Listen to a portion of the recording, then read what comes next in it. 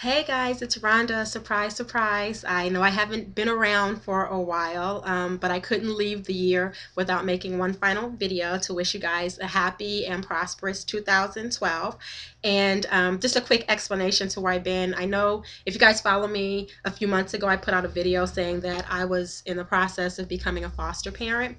Well, I did become one. We got our foster daughter in October, so I've really just been spending the last few months adjusting my family and getting her adjusted and enjoying our blended family. So we're pretty much adjusted now and things are kind of back on track. So I'll definitely be blogging more and updating Rhonda Reddy. The main reason I wanted to make a video today, New Year's Eve, is to talk about New Year's resolutions. If you guys follow me, then it may be like way back this time last year, I made a video talking about New Year's resolutions and the naysayers. And this time of year, it really bugs me because there's so much negative energy around New Year's resolutions. And it's supposed to be a positive thing, but I see more people bashing New Year's resolutions and bashing the people that make them.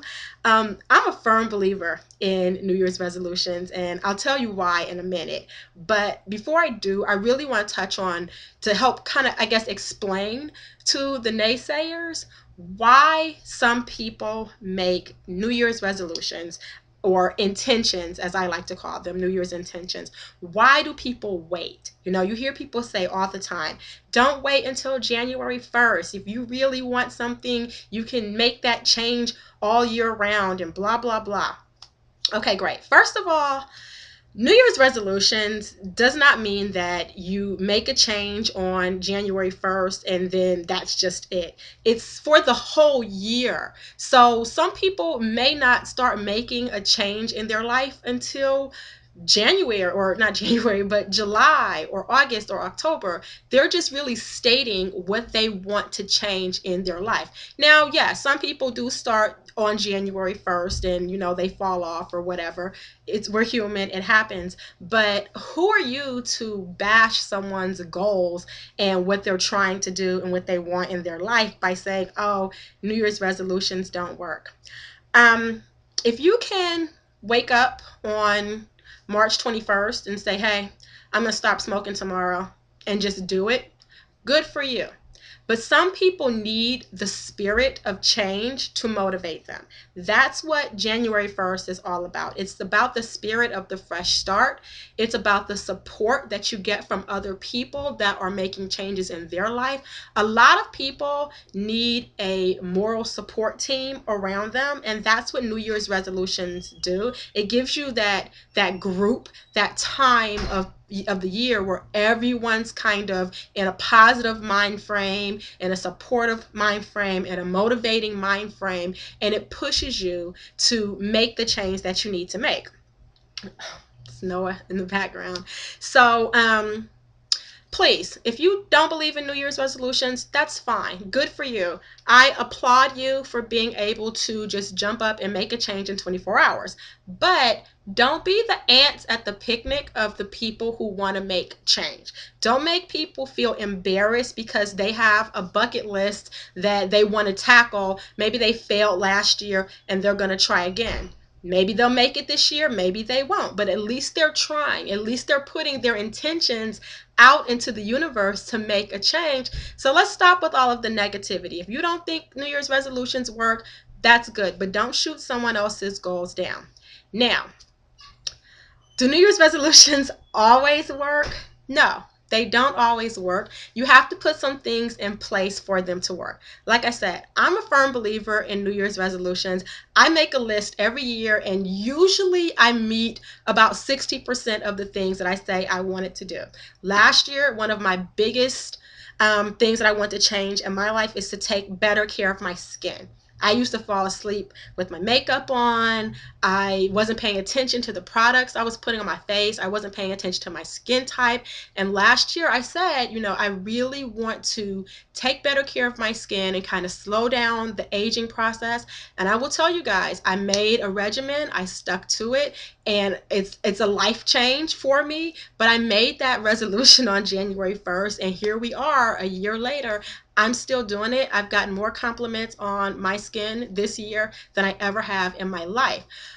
So New Year's resolutions do work. 5 years ago, I made it a point to incorporate exercise into my life. I was one of those people that showed up at the gym on January 1st, and everyone was like, oh, you're going to fall off and this, that, and the other. And if you guys follow me on Facebook and Twitter, I'm in the gym like at least 4 days a week, and I'm really trying to, keep maintain my fitness. I started that as a New Year's resolution. How did I keep it? How do I keep those resolutions? Well, you have to put a foundation in place. First of all, A, don't make unrealistic expectations or set yourself up for failure by saying that you want to do something that's completely impossible.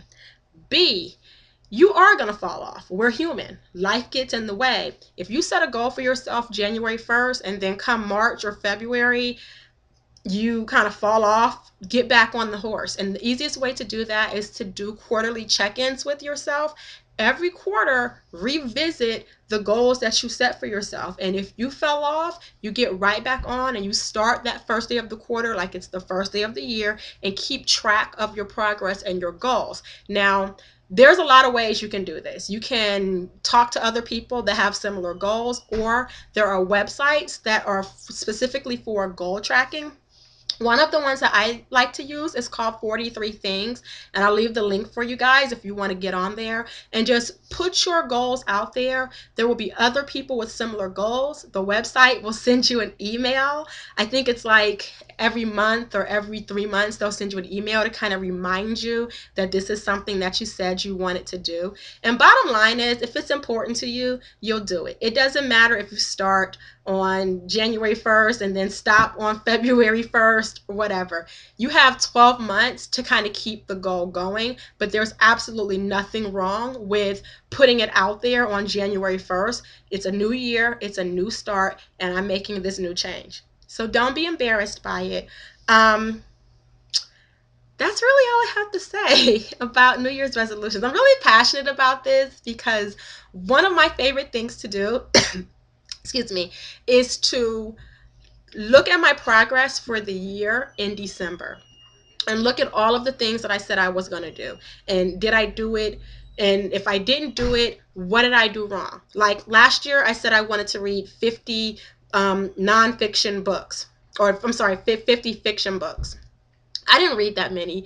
That was setting the bar really, really high. And I looked at it and I said, well, what do I need to do if I want to meet that goal? I need to watch less TV. Am I willing to watch less TV? Probably not. So I know that that's not that important to me, and that's okay. I'm not a failure because I didn't read 50 books. I just realized something about myself. I like watching TV better than I like reading. Nothing wrong with that. That's why we do these things. So that's really all I have to say about New Year's resolutions. Don't be a hater. Okay, don't be a hater. If someone in your family or one of your friends says, oh, I'm going to start working out, or I'm going to stop smoking, or I'm going to do this, whether you believe them or not, your job as a friend or family member is to encourage them, not to say, why are you waiting until January 1st? If you want to do it, just do it. That's an excuse. You're procrastinating, blah, blah, blah. Nobody wants to hear that. I don't want to hear it. So if you are team resolution, I have your back. Okay, you're not the only one. So I love you guys, and I wish you all the best. And I'll see you next year. And I really do promise to update Rhonda Reddy more often than I have been. So see you soon.